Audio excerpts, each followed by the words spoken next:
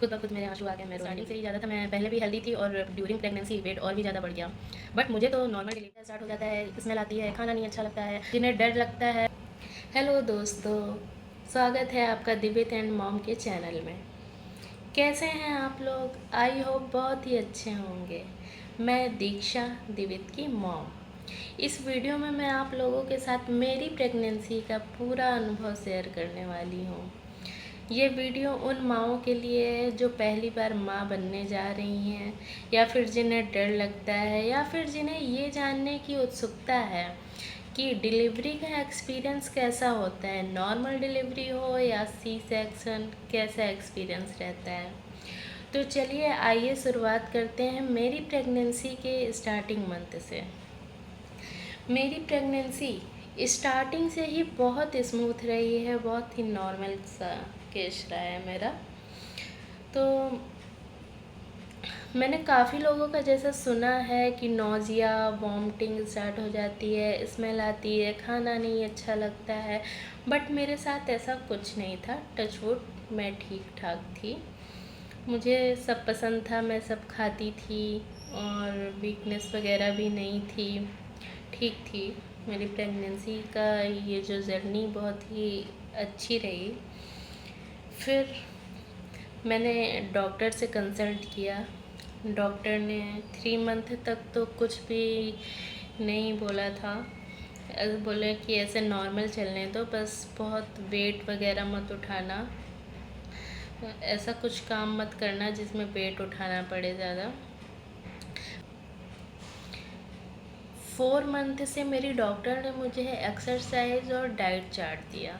आपको कैसे, किस टाइम पे क्या खाना है, कौन सी एक्सरसाइज करनी है, कितने किलोमीटर वॉक करना है, क्या करना है, पूरा डाइट चार्ट दिया।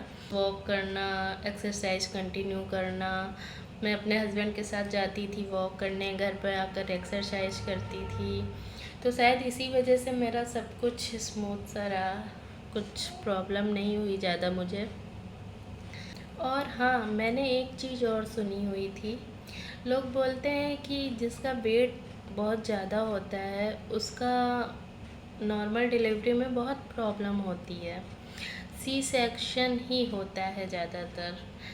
तो मेरा तो वेट स्टार्टिंग से ही ज़्यादा था, मैं पहले भी हेल्दी थी और ड्यूरिंग प्रेगनेंसी वेट और भी ज़्यादा बढ़ गया।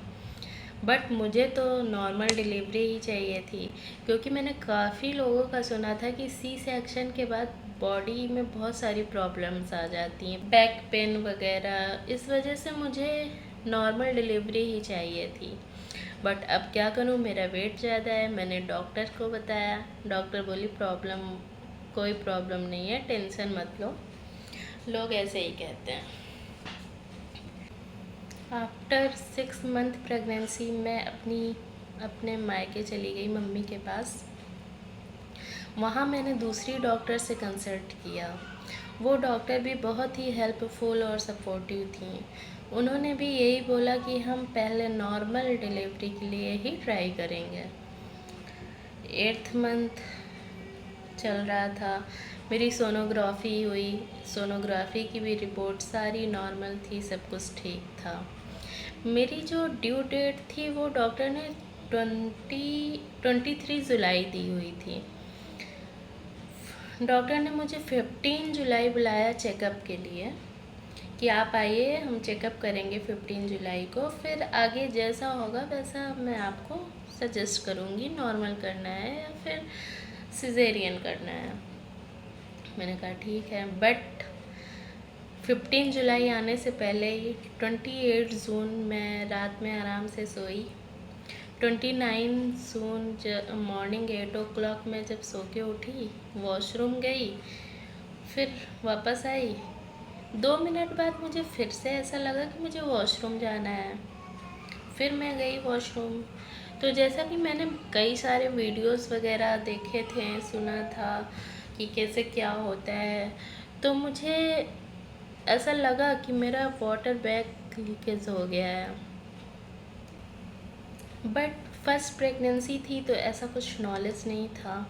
मैंने मम्मी से बताया, मम्मी बोली टेंशन मत लो, ब्रेकफास्ट करो, रेडी हो, हॉस्पिटल चलते हैं। बैग पहले से ही पैक था, क्योंकि 9th मंथ स्टार्ट होते ही मेरे से वेट नहीं हो रहा था कि कितनी जल्दी बेबी बाहर आए, कितनी जल्दी बेबी बाहर आए। तो बैग वैग मेरा पहले से ही सब कुछ पैक था।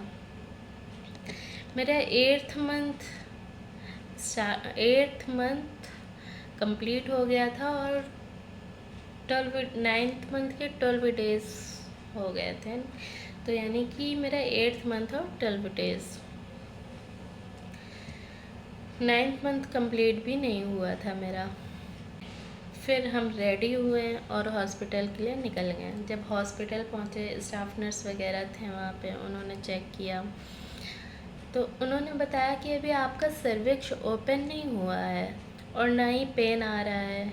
अगर हम पेन इंड्यूस भी कराते हैं तो 10 से 12 घंटा लग सकते हैं डिलीवरी में, और उसमें भी ये कंफर्म नहीं है कि नॉर्मल होगा या फिर सी सेक्शन होगा। फिर मैंने अपने डॉक्टर से बात करी। डॉक्टर उस समय पे हॉस्पिटल में नहीं थे, मैंने कॉल पे बात करी तो डॉक्टर भी उस दिन आउट ऑफ स्टेट थी। अब मैं क्या करूं, मैं तो बहुत ही परेशान। फिर मेरा भाई, वो भी मेडिकल लाइन में ही है, वो बोला कि नहीं, मुझे अभी तो एडमिट नहीं करना है इतनी जल्दी, क्योंकि वो पता था उसको कि अगर एडमिट हो गई तो इसका सिजेरियन हो जाएगा। तो वो बोला मुझे अभी तो एडमिट नहीं करना है, चलो वापस घर चलते हैं। हम वापस घर आ गए। घर आने के बाद एट 10 o'clock हो चुका था। घर आए, घर आने के बाद मैंने रेस्ट किया थोड़ी देर, फिर नहाया, लंच किया। लंच वही 12-12:30 बजे थे, मैं लंच कर रही थी दिन के। तब उस टाइम पर मुझे ऐसा फील हुआ कि हल्का सा माइनर सा पेन हो रहा है, बैक पेन हो रहा है। फिर मैंने मम्मा से बताया, मम्मी बोली कि ओके। फिर हमारे घर के पास में एक दूसरा हॉस्पिटल है, हम उस हॉस्पिटल में गए। बोली कि चलो चेकअप करा देते हैं, जैसा होगा देखते हैं। तो हम उस हॉस्पिटल में गए। उस हॉस्पिटल में जाते ही जैसे ही नर्स ने चेकअप किया, उसने तुरंत यही बोला, टेंशन नहीं लो, 2 से 3 घंटे में नॉर्मल डिलीवरी हो जाएगी। अब मेरी जान में जान आई नॉर्मल सुन के, क्योंकि मुझे सी सेक्शन नहीं चाहिए था। फिर वहाँ एडमिट हो गए हम। डॉक्टर ने मुझे जीभ में रखने के लिए एक टैबलेट दी। वो टैबलेट लेने के आधे घंटे बाद मेरा पेन धीरे धीरे बढ़ने लगा और पेन तेज़ हो गया था, बढ़ने लगा। फिर डॉक्टर ने मुझसे बोला, आपको ना लेटना है ना बैठना है, सिर्फ वॉक करनी है, वॉक करते रहो आप। मैं वॉक कर रही थी। मेरा लेबर पेन बहुत ही ज़्यादा, मतलब कैसे बताएं कितना बढ़ गया था, मेरे से सहन नहीं हो रहा था। मेरी मम्मी थी मेरे साथ, मम्मी समझा रही थी, संभाल रही थी मुझे, बट मेरे से सहन नहीं हो रहा था। वैसे तो मैंने पहले से मन बना के रखा था, कुछ भी हो जाए मुझे सहन करना है, मुझे सी सेक्शन नहीं कराना है, मुझे नॉर्मल ही करना है, मैं कर लूँगी, मेरे साथ ये था। बट उस समय के पेन बहुत ही ज़्यादा था। मैं जिस समय हॉस्पिटल गई थी उस समय 1 या 1:30 बजा हुआ था। फिर उस समय से मेरी जर्नी स्टार्ट होती है लेबर पेन वाली। और जैसे जैसे कॉन्ट्रैक्शंस आ रहे थे, मैं नीचे को पुश कर रही थी, ताकत लगा रही थी, मम्मा को पकड़ के तेज से पुश कर रही थी। वो बीच बीच में 1-2 बार नर्स आई भी चेक करने, तो उन्होंने बताया कि अभी 2 सेंटीमीटर ओपन हुआ है, अभी 6 सेंटीमीटर ओपन हुआ है। फिर लास्ट में 4 बजे जब मेरा 9 सेंटीमीटर ओपन हो गया, तब मुझे लेबर रूम में ले जाया गया।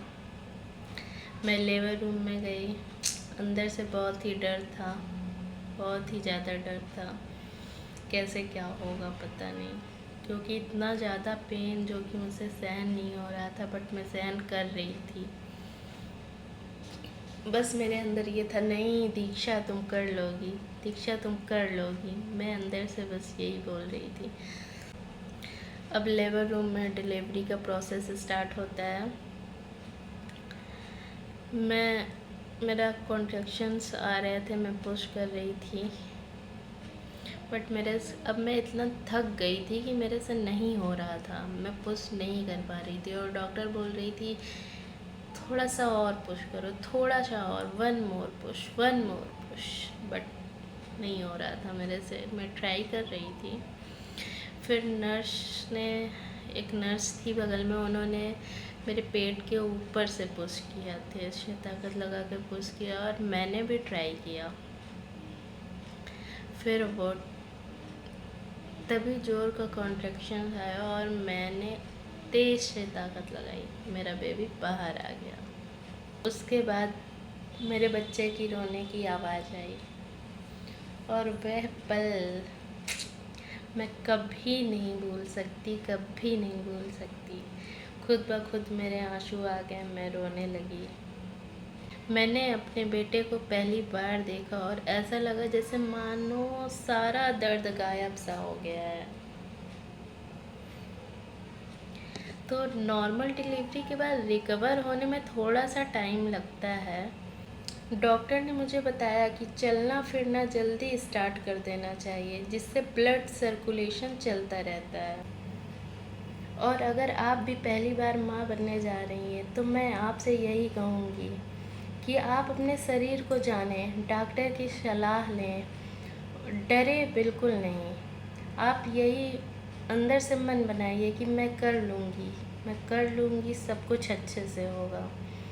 ब्रीथिंग प्रैक्टिस स्टार्ट कर दें। तो दोस्तों, ये था मेरा नॉर्मल डिलीवरी का पूरा एक्सपीरियंस। तो उम्मीद है कि ये वीडियो आप लोगों को बहुत सारी जानकारी देगा और आपके डर को कम करेगा। अगर आप लोगों को ये वीडियो पसंद आया हो तो वीडियो को लाइक एंड शेयर करिए, चैनल को सब्सक्राइब करिए, जिससे रियल एक्सपीरियंस आप लोगों के साथ मैं शेयर करती रहूं। और कमेंट बॉक्स में ये ज़रूर बताइएगा कि नेक्स्ट किस टॉपिक पे वीडियो आप लोगों को चाहिए। Thank you.